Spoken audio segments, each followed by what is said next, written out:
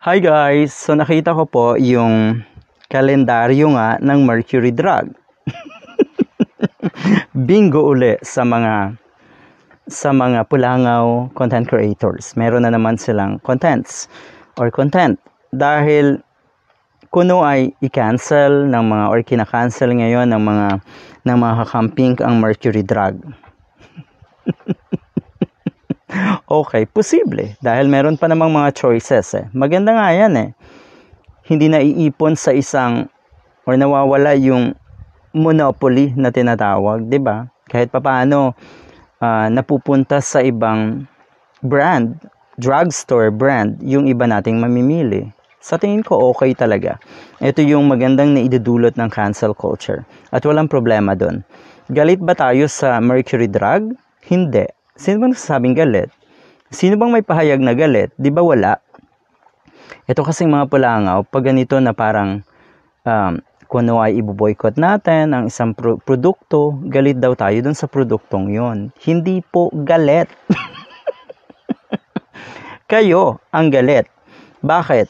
Dahil iniisip nyo na naman, ayan na naman ang power ng mga kakamping, 'di ba? Yung 14 to 15 million lang, nakikita nyo rin na napaka-powerful talaga, na andun yung totoong unity.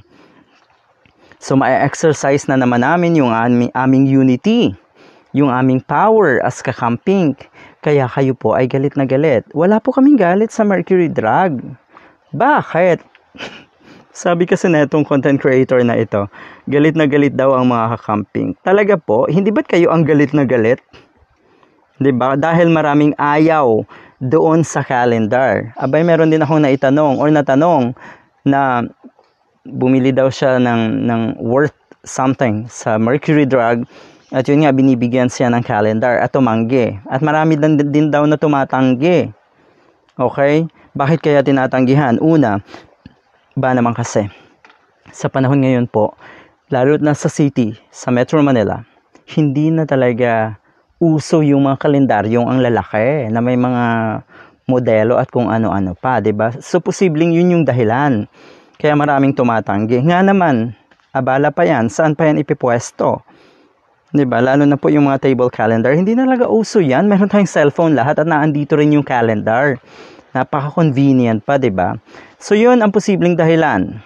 Hindi na siya in. Wala nang kalendaryong ganyan. Siguro kung ang model ay yung mga sexy stars, baka posible pa, 'di ba, na may magkandara pang kuhanin.